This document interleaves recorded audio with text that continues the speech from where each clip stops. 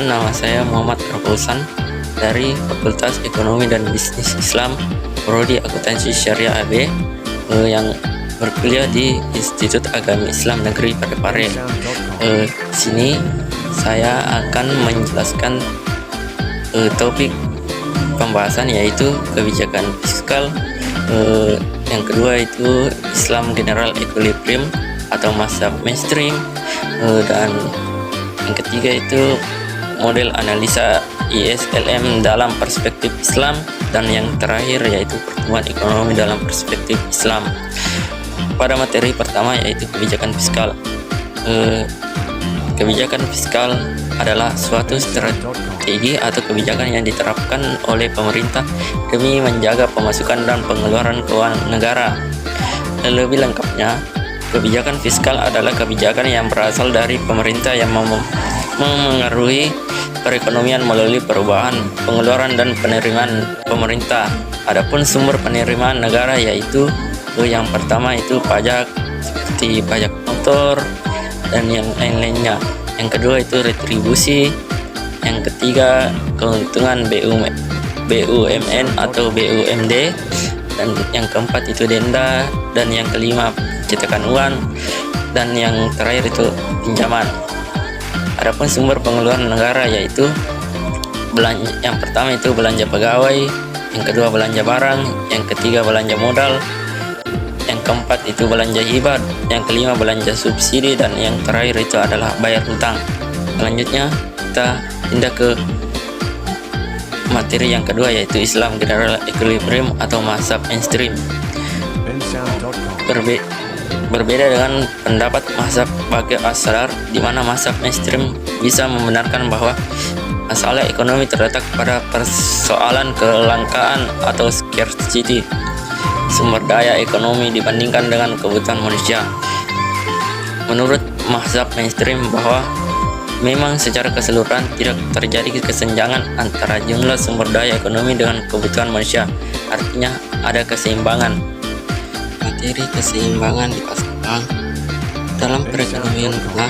Keseimbangan permintaan dan penawaran uang akan terjadi pada tingkat bunga tertentu. Ekonomi konvensional pendapat bahwa interaksi permintaan dan penawaran uang akan senantiasa membawa suku bunga pada tingkat keseimbangan. Apabila suku bunga berada di atas tingkat keseimbangan, maka pasokan uang melebihi permintaan. Mekanisme penyesuaian berjalan karena pada tingkat bunga tersebut opportunity cost memegang uang menjadi terlalu tinggi. Masyarakat akan berusaha mengurangi porsi uang dalam portofolio kekayaannya untuk ditukarkan dengan aset yang memberikan bunga, misalnya obligasi. Penurunan permintaan uang diimbangi dengan kenaikan permintaan aset tersebut. Akibatnya, harga aset tersebut akan naik dan tingkat bunganya menurun. Mekanisme ini akan terus berjalan hingga uang yang ingin dipegang masyarakat sama dengan pasokan uang. Mekanisme sebaliknya akan terjadi jika suku bunga berada di bawah tingkat keseimbangan. Opportunity cost yang rendah akan mendorong untuk memegang uang lebih banyak dengan cara menjual aset berimbal bunga. Peningkatan penjualan aset menurunkan harga dan menaikkan suku bunga hingga permintaan uang sama dengan pasokan uang. Untuk memahami interaksi keseimbangan pasar barang dan pasar uang dalam membentuk permintaan agregat, keseimbangan pasar uang digambarkan dalam panel pendekatan bunga sebagai kurva LM atau akronim dari liquidity preference sama dengan money supply. Kurva LM diderivasikan dari kurva permintaan dan penawaran dengan mengetahui arah perubahan suku bunga ketika terjadi perubahan pendapatan. Pada keseimbangan dalam fungsi saving, investment, dan income, keseimbangan di pasar terjadi ketika belanja agregat atau aggregate expenditure kurang AE sama dengan produksi nasional atau Y. Belanja agregat terdiri dari komponen domestik mencakup konsumsi, investasi, dan belanja pemerintah, dan komponen asing berupa ekspor neto, yakni nilai ekspor dikurangi nilai impor. Belanja agregat hanya akan sama dengan produksi nasional jika seluruh tabungan disalurkan menjadi investasi. Tabungan nasional atau national saving dibentuk oleh dua komponen, yaitu tabungan swasta dan tabungan pemerintah. Tabungan swasta merupakan sisa dari pendapatan neto pajak setelah dikurangi konsumsi. Tabungan pemerintah dibentuk dari surplus anggaran karena pendapatan pajak melebihi belanja pemerintah. Pada materi yang ketiga itu adalah model analisa ISLM dalam perspektif Islam. Model analisa ISLM adalah interpretasi terkemuka dari teori Keynes. Tujuan dari model ini adalah untuk menunjukkan apa yang menentukan pendapat nasional pada berbagai tingkat harga. Kerangka ISLM digunakan untuk menelaah fungsi investasi dan permintaan uang dalam perekonomian. Keseimbangan IS atau investment and saving yang menggambarkan keseimbangan di pasar, sedangkan keseimbangan LM atau liquid and money yang menggambarkan keseimbangan di pasar uang. Pasar barang dalam Islam dalam menjelaskan model IS atau kurva yang menggambarkan keseimbangan di pasar barang Ken menjelaskan terlebih dahulu dari fenomena permintaan investasi di pasar barang sebagai di konvensional. Investasi adalah bagian dari komponen permintaan agregat di pasar barang selain konsumsi dan belanja pemerintah. Pemerintah investasi di pasar barang akan sangat dipengaruhi oleh ketersediaan sumber daya yang dapat mendukung kegiatan investasi.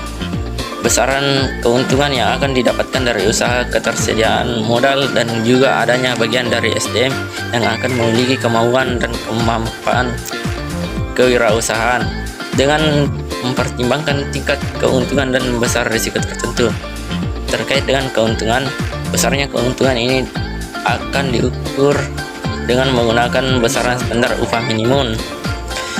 Singkatnya, kesediaan seorang entrepreneur untuk menggeluti suatu bisnis akan tergantung kepada besaran risiko dan keuntungan, di mana penjumlahan secara simultan antara besaran keuntungan dengan risiko kerugian minimal sama. Pasar uang dalam Islam. Permintaan akan uang dalam suatu sistem perekonomian yang Islami akan dipengaruhi oleh motif seorang muslim dalam memegang uang. Menurut Metwelly, ada dua motif utama seorang muslim dalam memegang uang, yaitu motif transaksi dan motif berjaga-jaga. Dengan dua motif ini, jelas bahwa permintaan uang tujuan spekulasi seperti yang dikemukakan Keynes tidak akan ada dalam suatu sistem perekonomian yang Islami. Permintaan uang dalam ekonomi Islami menurut Metwelly juga dipengaruhi oleh tingkat pendapatan. Besarnya persediaan uang tunai akan berhubungan dengan tingkat pendapatan dan frekuensi pengeluaran. Selain dipengaruhi oleh tingkat pendapatannya, permintaan uang dalam sistem ekonomi Islam juga tergantung pada ekspektasi return dari financial asset. Selanjutnya kita akan beralih ke materi yang ketiga, yaitu pertumbuhan ekonomi dalam perspektif Islam. Pertumbuhan ekonomi dalam Islam adalah proses untuk mengurangi kemiskinan serta menciptakan ketentraman, kenyamanan, dan tata susila dalam kehidupan. Islam mendefinisikan pertumbuhan ekonomi sebagai perkembangan yang terus-menerus dari faktor produksi secara benar yang mampu memberikan kontribusi bagi kesejahteraan manusia. Adapun asas-asas pertumbuhan ekonomi dalam perspektif Islam bertumpu pada 4 asas, yaitu yang pertama itu tauhid, yang kedua itu rububiyah, yang ketiga itu khalifah, dan yang terakhir itu tazkiyah. Adapun karakteristik pertumbuhan ekonomi Islam, menurut para ahli, Islam harus mempunyai karakteristik tersendiri agar tujuan pertumbuhan ekonominya bisa tercapai. Adapun karakteristik tersebut adalah yang pertama itu komprehensif atau al-syumul, yang kedua berimbang atau tawazun, yang ketiga realistis atau wakiyah, yang keempat keadilan adalah, yang kelima bertanggung jawab atau mas'uliyah, dan yang terakhir itu mencukupi atau kifayah. Itulah tadi tema-tema yang telah saya bawakan. Semoga teman-teman dapat memahami apa yang saya jelaskan. Akhir kata, wassalamualaikum warahmatullahi wabarakatuh.